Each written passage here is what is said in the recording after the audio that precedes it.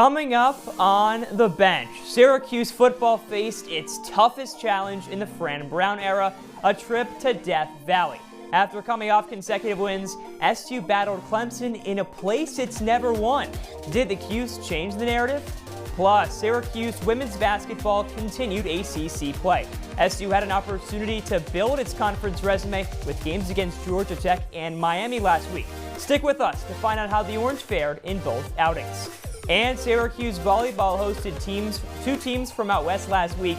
SU took on Cal on Friday before a test with number 6 Stanford on Sunday. We'll let you know if the Orange got the job done in this week's episode of On the Bench, which starts right now. Welcome inside our Citrus TV studio for another episode of On the Bench. With Cindy Chan and Cooper Mallara, I'm Jake Bone. We've got a lot to cover, so let's not waste any time and get into On the Bench headlines of the week.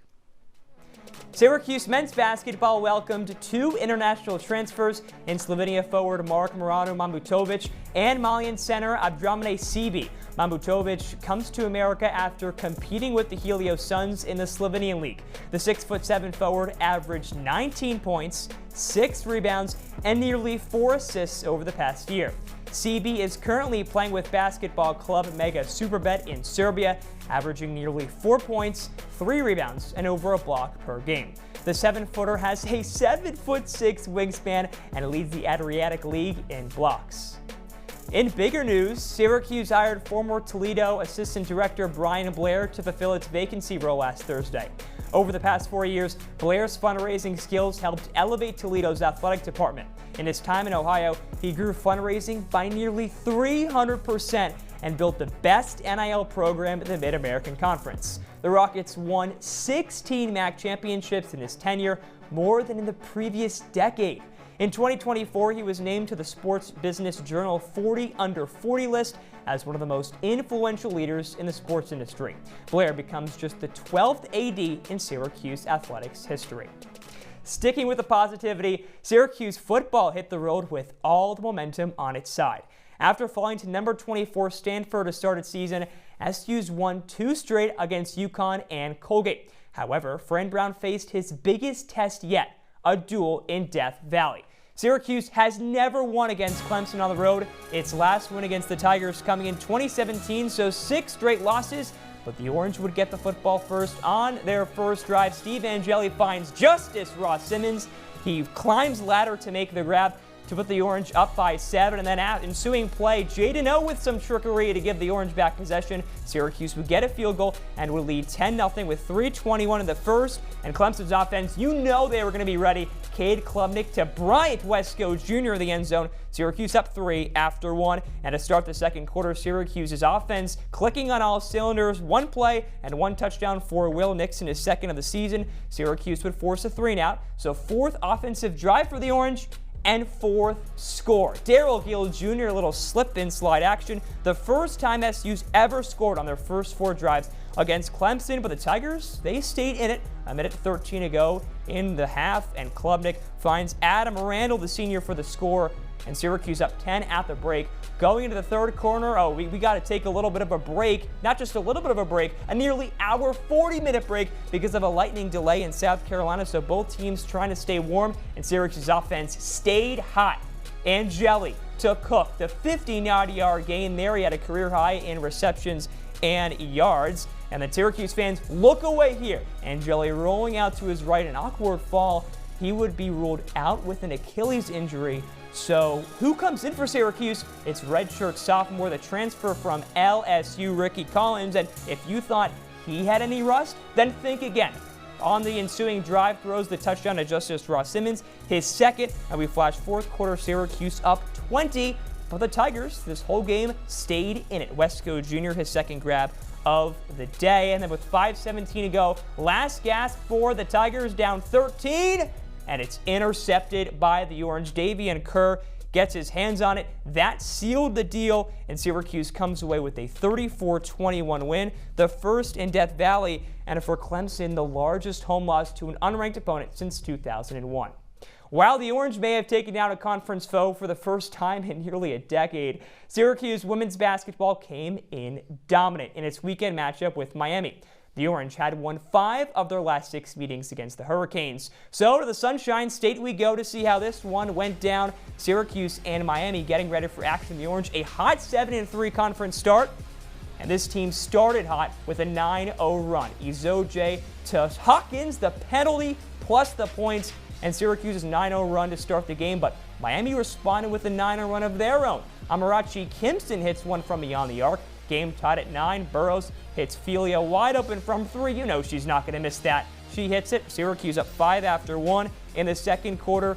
40 seconds in, Raviv hits Kimpson. She killed the Orange from behind the arc. She hits another one there. But Dominic Darius, the grad student, put Syracuse on its back in the first half, hits the 3. And a 6-point lead for the Orange going into the break will flash all the way to the fourth quarter. Syracuse up 7. And the storyline in this one, Sophie Burrows and Layla Felia both with 21 points. I mean, look at this step back 3 from Burrows, ice in her veins. And Syracuse up by 16, but Miami wasn't going away. Victoria Blasi hits the 3, 25 points in the quarter, perfect from 3, so you know Kimpson's going to hit this one as well. And then down by 8 with a minute remaining, Raviv putting Miami on their back, hits the 3 to cut it to 5. Syracuse with another bucket, so down by 7. The scoop layup from Raviv to cut it to 5. That's how this one would end, though. Syracuse wins 65-60. The Orange pick up their 5th ACC win in their last 5 conference games. Syracuse football and women's basketball are 2 sports that the Orange faithful usually show out for. But after Syracuse volleyball's 3-1 set loss to Colgate in early September, head coach Bakir Ganesh-Ratnam said that fans should, quote, get off the phone and get into the match. Well, the Orange faithful responded over the weekend, but did SU match their intensity? In match 1, clearly the case. Syracuse prevails in a 3-1 set win over Cal, the first ever win for SU over the Golden Bears. Syracuse narrowly won the first 2 sets by a combined 7 points. The Golden Bears extended the match by winning a close third before Syracuse eked out a 2-point set win in the 4th. And in that 4th set, 11 ties, multiple lead changes, so you know the Golden Bears weren't going to go away without a fight. Gabby McLaughlin for the Orange, the match-winning kill to seal the victory in her 3rd straight game with over 20 kills. So could the Orange keep up the momentum in match 2? Clearly not. Syracuse falls in straight sets to number 6 Stanford. The Orange were the first to 8 points in the first 2 sets, so a fast start for the Orange. But the number 6 Stanford Cardinal proved too much going on end-of-match runs to get the set win. 18-5 set run in the first, 6-2 in the second set, and 17-5 in the third set. Skylar George led the way for the Orange with 12 kills, and the Orange are back in action against the Duke Blue Devils this Friday at 6. All right, we're up against a break here on the bench, but when we come back, Sydney and Cooper go at it in the Wolf of Waverly Avenue, talking Syracuse football. We're back after this short break.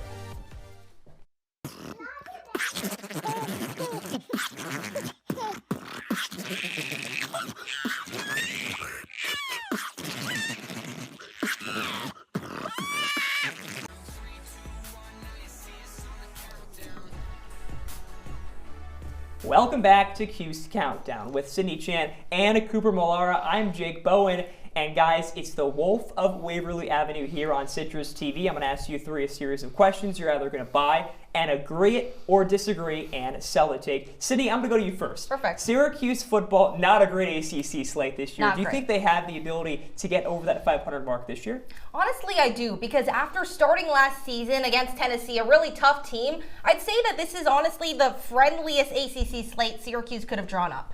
No Miami, the clear ACC favorite. No Virginia Tech, who others also have in that top tier. That's huge. Then you have Cal, that's a beatable team. Pitt, Boston College rebuilding. So as long as Syracuse is able to actually stay upright, those first 5 games are all really manageable. They get their sea legs under them, and they can do it. Yeah, absolutely. I'm going to have to agree with you here on the first take. Yes, absolutely. And Steven Jelly, he got hurt last year, torn Achilles, but he's going to be back by the first ACC game. I think he's going to come back with vengeance, ready to take over, and Cal Russell will return this season. He's going to be a big factor for the Orange in these final 3 ACC games, where that could be the reason they go over 500. And Cooper, you mentioned Steve Angeli. He's coming back this season, hopefully for a full season. And the guy's protecting him, the offensive line. So I'll stay with you, Cooper. Do you think Syracuse football's biggest concern is the offensive line? I don't think so. I think it's on the other side of the trenches, the defensive line. Last season, third to last in sacks per game. Third to last in sacks overall this season. and you have one person coming back one person in the transfer portal. Sure, he averaged 12 sacks per game, but it's FCS ball. It's not the same level of competition as the power forward level, and I think he's not going to be a big factor for this SU defense. This is some crazy stuff here. The answer is absolutely buy.